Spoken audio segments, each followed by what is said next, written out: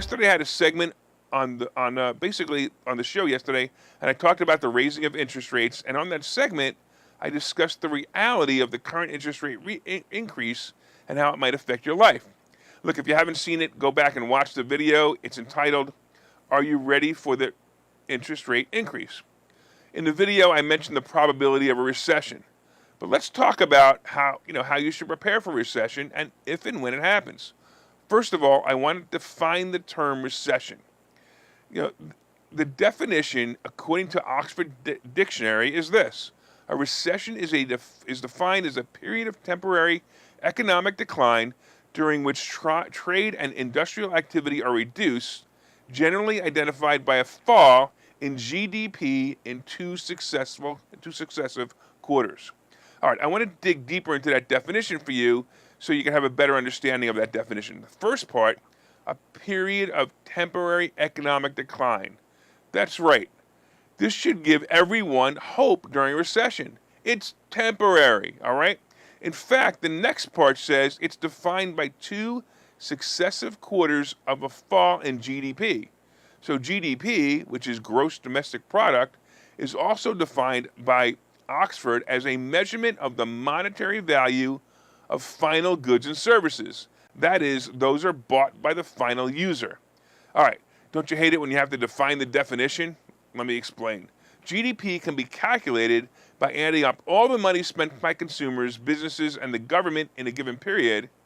And basically what happens when consumers are spending money, the GDP goes up. When they slow their spending, GDP goes down. Makes sense, right? So GDP is measured by components of demand and by demand, supply and demand, and divided into four main parts: consumer spending, business spending, government spending on goods, and spending on net exports. Of course, spending can be determined by not only the amount of available money in the average consumer, but it also can be determined by the confidence of the average consumer. So that may mean that some people have lots of money, but they may be afraid to spend it.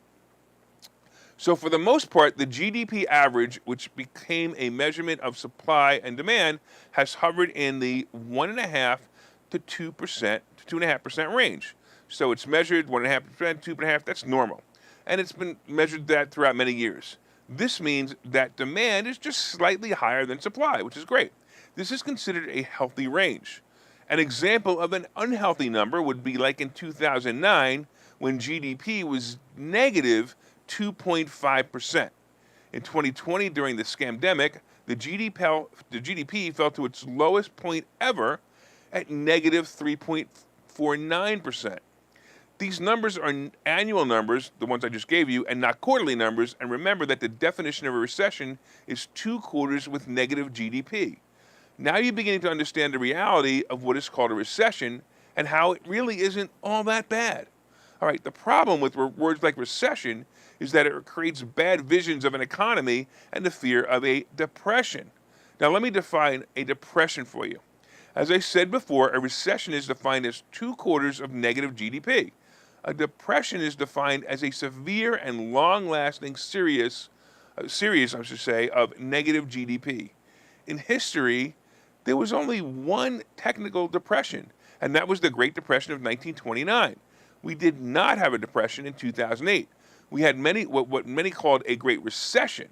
You all remember that time, so let me compare that to the Great Depression. The GDP in the Great Recession of 2008-2009 dropped a total of 4.3% from 2007 to 2009. So the GDP dropped 4.3% from 2007 to 2009, and it turned out to be a negative GDP, as I said before, 2.5%. So it was negative 2.5%. In the Great Depression, listen up, the GDP dropped 30% to negative 26.7. Wow. Now that you have some perspective, let's talk about the upcoming recession. Remember that the definition is simply defined as 2 consecutive quarters of negative growth. So even if the GDP is negative 0.01 for 2 quarters in a row, we will be in a recession by definition. So to expect negative GDP in more than the next 2 quarters is highly reasonable. Why? Because if you think about the Fed raising interest rates quickly and the negative press on the matter and add in the sensationalism of a recession, oh my God, we're going into a recession, you get the makings of negative GDP.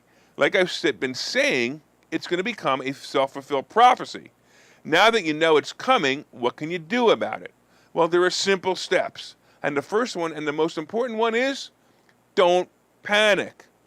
If you remember, by definition, it's temporary. It'll pass, and it's going to pass quickly in hindsight and slowly in foresight. That means while it's happening, you may feel the pressure to make bad decisions, but if you stick out the good decisions, you're going to come out of it in a really good shape. Here are some good decisions versus bad decisions. Good decisions is think long-term with your investments.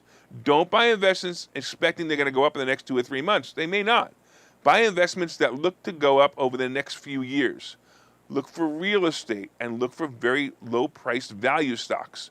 Real estate has proven a track record over years and always goes up over time. I know you're wondering if you should wait or buy, but the answer is both. When I buy real estate as an investment, I buy real estate I want a return on my money right away in the form of rent. If the rent pays my expenses and I make a profit on top, I consider it a good play. I don't care how much I pay for the real estate. I know the property value may go up just in time, so it really doesn't matter. Stocks are also a good play to buy and hold in long term. Look for some stocks that have good track records in the past, not speculation stocks like cannabis or other fad stocks or Netflix and Tesla. Stay away from those. Look for good long-term business models that never fail. They could be communication stocks like AT&T. Believe it or not, travel stocks like cruise lines. Cruise ships will be sailing 10 years from now, and the cruise industry will drop and pop in that time. Look for manufacturing stocks and read the charts and see how they did in the past. Also have cash and or credit available and ready to deploy into these investments. For you guys who have a 401k plan, start loading up on it. I know you're looking at your 401k statements and crying, but now is the time to put more money in it. Increase it to the max if you can. You could put in $19,500 a year or $26,000, I believe, if you're over 50. Put it in as much as you can, or at least increase it to the few extra percentages. You won't even notice it. If you're really afraid of a financial downturn in your personal life and you want to protect yourself, find places to hide money from the courts and the IRS, right? The best places for this is IRAs, Roth IRAs, and traditional IRAs, and whole life insurance.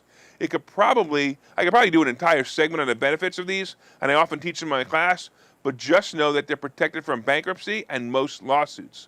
Finally, for you zombie apocalypse fearing people, and you know who you are, silver, gold, and yes, ammo are things you should collect.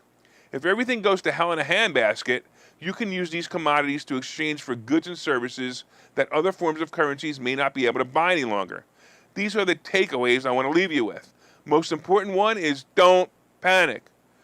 Things also get better, and they never get as bad as you think they are. Do what your mother said and save for a rainy day. Just know how to save properly. Don't put your money in a bank. Get good investments, and finally stop listening to the media. It's never been as bad as they say it is. If you're still worried or need some help understanding all this, you can even reach out to me.